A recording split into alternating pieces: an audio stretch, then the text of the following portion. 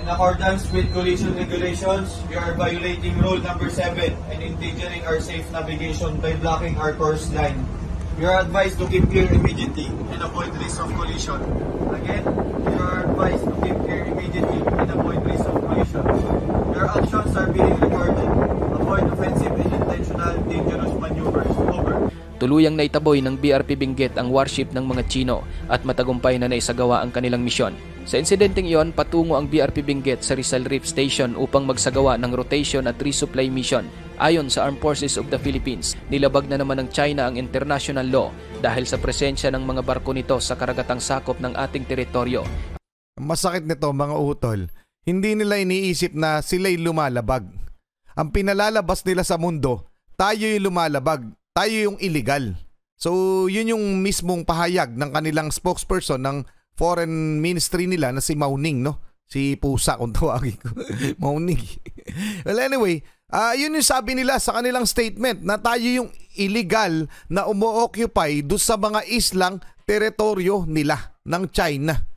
Ang lulupit talaga no? Eto, panoorin natin saglit yung kanyang statement ha. 中业岛是中国领土，非方非法侵占中业岛，严重侵犯中方主权。中国军舰在中业岛附近海域航行巡逻合理合法。 Ayan mga utol, yung Songye Island, yan po yung Pag-asa Island sa tawag natin. Yan po ay talagang teritoryo ng Pilipinas, okay? So halos lahat naman ng inaangkin nila, tayo yung may legal na karapatan dun sa mga islang inaangkin nila. Ang matindi ngayon, pati itong Pag-asa Island kung saan may community po tayo doon, may mga tao nakatira doon, may mga Pinoy nakatira doon. Okay? So may mga structure na tayo doon kung ano pa man. Mga karunungan, kaalaman, teorya, kasaysayan, hiwaga at mga bagong tuklas. Alamin natin, alamin natin. Ang matindi nito mga utol sa China, para sinasamantala nila yung pagkakataon. Habang busy ang mga buong mundo o nakatutok ang buong mundo sa issue o sa nangyayari sa Israel at Palestine, patuloy pa rin yung ginagawa nila sa West Philippine Sea. O kamakailan lamang China Navy na. Naval ship na nila. Barkong pandigma na nila ang umiikot sa ating mga teritoryo, partikular sa Pag-asa Island at pagkatapos nito, naglabas pa sila ng statement na kanila daw ang Pag-asa Island. Yun po yung isla na malapit sa Palawan na sakop ng Palawan. Okay, mga utol, pero eto nangyari. Warship ng China pinalayas ng Philippine Navy sa Pag-asa Island. Ito yung mula kay Maharlika TV. Pakisubscribe siya, pakilike na rin yung video. Game na, alamin na natin. Barkong pandigma ng China na pumasok sa karagatang parte ng West Philippine Sea, walang takot at matagumpay na napaalis ng isang barko ng Philippine Navy. China muli na namang nagbabala sa Pilipinas pero hindi nito nasindak si Secretary of National Defense Gibo Teodoro. Abangan kapatid ang kompletong mga detalye kaya manatiling nakatutok dahil dito bawal ang fake news. Bago tayo magpatuloy, isang like lang po ang hinihingi ko para sa videong ito. Malaking bagay na po yan bilang suporta sa ating bawat in-upload. Back to the video. Mga utol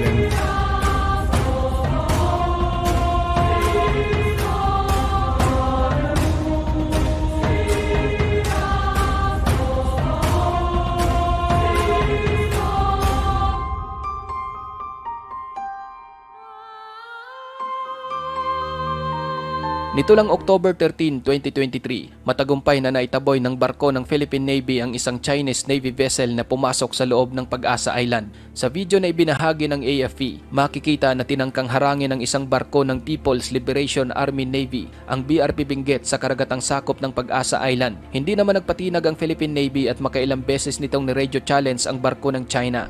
Chinese Naval Warship 621, this is Philippine Navy Warship Lima Sierra 507. In accordance with collision regulations, we are violating rule number 7 and endangering our safe navigation by blocking our course line. You are advised to keep clear immediately and avoid risk of collision. Again, you are advised to keep clear immediately and avoid risk of collision. Your actions are being recorded. Avoid offensive and intentional dangerous maneuvers. Over. Tuluyang naitaboy ng BRP Benguet ang warship ng mga Chino at matagumpay na naisagawa ang kanilang misyon. Sa insidenteng iyon, patungo ang BRP Benguet sa Rizal Reef Station upang magsagawa ng rotation at resupply mission. Ayon sa Armed Forces of the Philippines, nilabag na naman ng China ang international law dahil sa presensya ng mga barko nito sa karagatang sakop ng ating teritoryo. Masakit nito mga utol, hindi nila iniisip na sila'y lumalabag. Ang pinalalabas nila sa mundo, tayo yung lumalabag, tayo yung illegal.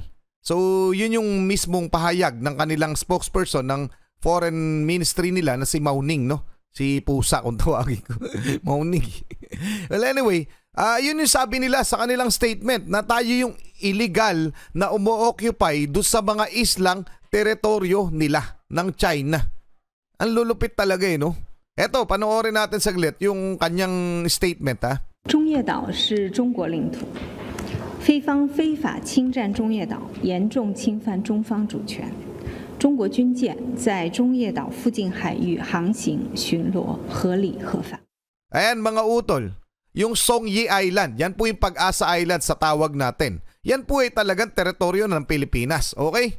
So halos lahat naman ng inaangkin nila, tayo yung may legal na karapatan dun sa mga islang inaangkin nila. Ang matindi ngayon, pati itong Pag-asa Island kung saan may community po tayo doon, may mga tao nakatira doon, may mga Pinoy nakatira doon. Okay? So may mga structure na tayo doon kung ano pa man. Isang kompletong pamayanan na yon. May eskwelahan na nga yata doon kung hindi ako nagkakamali.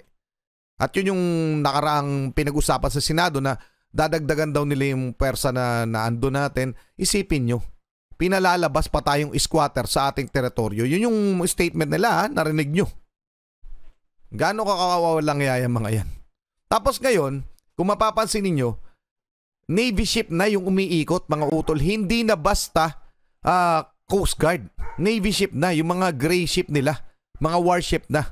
Iba ng provokasyon yung ginagawa nila mga utol na talagang pinapakita na nila yung pwersa nila kumbaga. So anong dapat tugon natin? Pero matibay ang sinabi ng ating Defense Secretary, no, at saka matibay paninindigan ng ating Pangulo na hindi naman tayo papayag sa mga ginagawa nila. Kaya nga patuloy tayo nagpapalakas ng pwersa at ng ating mga kaalyado. So marami ang matibay ang ating depensa dito. Okay? Tuloy na muna natin. Ano masasabi nyo dyan? Paki-comment na lang. At iligal na panghaharang sa rotation at resupply mission sa mga barko ng Pilipinas sa may West Philippine Sea. Hindi pa rin talaga tumitigil ang China sa kanilang panggigipit sa ating mga barko sa West Philippine Sea. Mas lalo pang nagiging agresibo ang mga ito na kunin ang ating mga teritoryo. Ayon sa datos, 6 na beses nang isinagawa ng mga barko ng China sa Pilipinas ang ganitong hakbang ngayong taon. Ayon sa Armed Forces of the Philippines, ang pagbuntot at tinangkang pagharang sa harap ng BRP Benguet ng isang Chinese People's Army Navy warship malapit sa Pag-asa Island ay isang uri raw ng dangerous maneuver na ngayon lang nangyari. Kung dati mga Chinese Coast Guard lang at fishing militia ang mga nanghaharang sa barko ng Pilipinas, gaya ng madalas mangyari sa resupply mission sa Ayungin Shoal, ngunit ngayon pati mga Chinese warship kasama na sa mga nanggigipit sa ating mga barko. Ayon sa ulat, 2020 pa nagkaroon ng insidente ang Pilipinas at Chinese Navy nang itutok umano ng Chinese warship ang gun targeting device nito sa BRP Condrado Yap malapit sa Malampaya Gas to Power Project. This is the first time that I received this kind of report. The China Navy that first it shadowed the BRP Benguet to as close as 80 yards. It attempted to cross the bow of our vessel at a distance of around 300 to 350 yards, which can fall under a case of dangerous maneuver. Ayon naman sa ilang eksperto, ang ginagawa ng Chinese Navy ay isa umanong mensahe hindi lamang sa Pilipinas kundi maging sa Amerika. Gayunpaman, base sa militar ng Pilipinas, kahit ano paman ang gawin ng mga Chino, hindi raw ito makakaapekto sa kanilang pagpapatrolya at resupply sa siyam na naval outpost ng Pilipinas sa West Philippine Sea. Yan naman yung nakakatuwa sa ating mga kasandaluhan na nagtatanggol ng ating mga teritoryo. Kaya po, saludo sa inyo, sir, mga sir. Kasi, di ba? Anytime kasi, kumbaga yung buhay nila nakataya dyan. Anytime pwede mag-escalate dyan, biglang maging agresibo lalo, baka magkaputukan, mga utol. Pero, di ba? Kahit pa, alam nila yung, kumbaga, alam nila yung kanilang tungkulin. Kumbaga, kahit alam nila lugi tayo, laban sila para lamang mapagtanggol yung ating mga teritoryo. Di ba? Alam natin yung pwersang meron ang China. Kung biglaan, syempre. Pero pag yan ay nangyari, mga utol, ano na yan, mitya na yan ng isang malawakang digmaan. Malamang sa malamang. Hindi rin naman tayo papayag. At ngayon, yun nga kagandahan sa ating gobyerno. Hindi tayo papayag. Pero ano kayang gustong palabasin ng mga China na to, no? Nakakainis na, no? Nangagaw sila ng teritoryo, tapos ang palalabasin nila, mga utol, eto masakit palalabasin nila na kinukuha lamang nila yung kanila, karapatan nila yun. Tapos tayo yung walang karapatan. Kung sino pa yung tunay na may-ari, sila pa yung sinasabihan nila na illegal. Yan, sinabihan tayong illegal. Palagi nila sinasabi yan sa mga statement nila na amin talaga yan. Yun yung ginigiit nila, mga utol, no? Bad trip, no? Paki-comment ang inyong opinion. Tuloy na muna natin. Patuloy lang po yung ating resupply, whether it is in Ayungin Shoal, whether it is in Rizal Reef, no? Kahit may harassment, hindi na galing sa Chinese Coast Guard, but coming from the PLA Navy. Hindi po matatakot ang ating mga Navy personnel. We will continue to do what is necessary to supply our people and, of course, our fishermen. Pinawi rin ng National Task Force for the West Philippine Sea ang pangamba ng mga Pilipinong mangingisda. Patuloy daw na magbabantay ang Philippine Coast Guard at maghahatid ng tulong ang BIFAR sa mga Pilipinong mangingisda sa Pag-asa Island at Bajo de Masinloc. Natatakot na po kasi ang ilan sa mga kababayan nating mangingisda na pumalaot sa parting West Philippine Sea, kung saan doon nila madalas nakikita ang mga barko ng China na nagtataboy naman sa kanila. Isa namang magandang balita ang sinabi ng Philippine Navy. Sa kadahilan ng tutulong na rin sa pagpapatrolya sa West Philippine Sea ang BRP Davao del Sur. Isa sa pinakamalaking Navy ship ng AFP ang BRP Davao del Sur, kung saan madidistino ito sa lalawigan ng Palawan. Nagmula ang barkong ito sa Subic, Zambales na siyang kanyang home port bago dumating sa probinsya ng Palawan, kung saan nagsasagawa na ito ng maritime at sovereignty patrol sa West Philippine Sea. Ayon sa commanding officer ng BRP Davao del Sur na si Commander Marco Deji Sandalo, isa umano sa layunin ng pagdating ng BRP Davao del Sur sa Palawan ay upang palakasin at mapaigting ang naval presence ng Western Command sa West Philippine Sea. Magandang balita nga yan. Ngunit mga utol, kasi kulang talaga tayo sa mga asset, kulang tayo sa mga barko. So, kaya hindi rin natin mapatrolyahan ng gusto yung mga pag-aari natin, yung mga teritoryo ng Pilipinas na talagang anytime soon pwede maagawan. Kita nyo, nalagyan nila ng mga artificial island na ito ang problema, yung mga paggagawa ng artificial island ng China sa ating mga teritoryo, sa ilan sa mga teritoryo natin sa West Philippine Sea, ay ang masakit nito, di umano, sanction pa ng gobyerno natin. So alam, di ba may mga lumabas na balita na ibinenta nga daw, di umano, ng mga dati nating opisyal. So ano masasabi nyo dyan? Yun ang masakit dyan Kung totoo yun, mga utol, napakasakit nun, di ba? Kaya paano na natin maagaw, binenta na ng mga walang ya. Kung sakali man hindi ko sinasabi binenta na talaga. Pero feeling ko totoo feeling ko lang Pero pwede, correct me if I'm wrong. Okay? So pa-comment ang inyong opinion. Kaya yun lang, uulitin ko, kulang talaga ang asset natin, kulang ang mga barko natin para magpatrolya. So pag nadagdagan yan, kakayanin na natin, yung presensya natin kulang So marami masyado yung China militia, tsaka China Coast Guard, ngayon Chinese Navy na.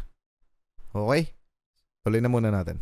We are here to intensify yung ating naval presence sa Westcom Joint Operations area.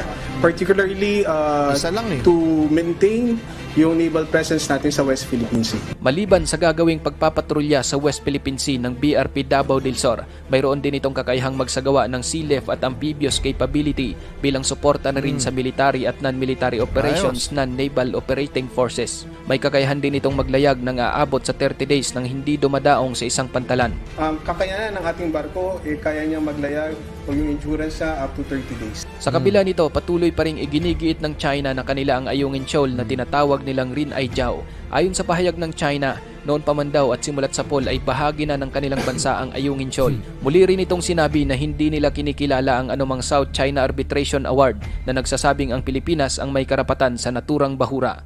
Hindi lang yan mga utol ang inaangkin ng China, hindi lang yan, hindi lang Ayungin Shoal. Isipin nyo, no? Bahagi ng kanilang bansa yung Ayungin Shoal. Ngayon yung Pag-asa Island, basta ang inaangkin ng China ay yung 90% ng South China Sea. Okay, yung buong nilabas nila na 10-dash line na, dating 9-dash line, 10-dash line pa nila. Yun yung plano nilang angkinin at inaangkin talaga nila at sa mga isip nilang delusional, kanila yun. Sila'y may sovereign rights daw. Pinapractice lang daw nila ang kanila sovereignty kaya hindi daw sila naniniwala sa kahit anong international law na nilagay. Wow.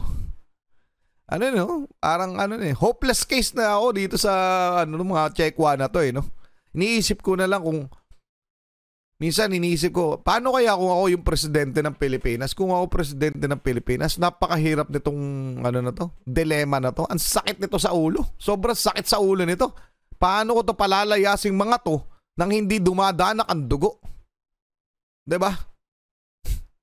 Iiwasan ko yung digmaan pero ang kukulit nila, syempre yung pagiging tao mo, bisa magiging padalos-dalos ka, baka magkamali ng desisyon. Napakagaling na rin ng ating Pangulo. Buti na lang hindi ako. Si President Bongbong Marcos. Kaya kudos sa'yo, sir. Yun. Ang ganda nung niya nung diskarte niya Kinakausap niya pa rin, kinakaibigan niya pa rin, pero ready kami. Naghahanda kami, pati kasama mga kalyado. Pinalalakas namin ang pwersa at hindi ako papayag na agawan niyo ang aming teritoryo. Anyway, mga utol, pa-comment ang inyong opinion tungkol dito. Maraming salamat kay Maharlika TV. Maraming salamat sa inyo. Muli ako sa Target Achilles. In behalf of the Real South Pride Production, ako'y nagpapasalamat sa wala sawa niyo pagsuporta. Kayo mag-iingat. Keep safe. God bless. Saludo po ako sa inyo lahat. Maraming salamat po.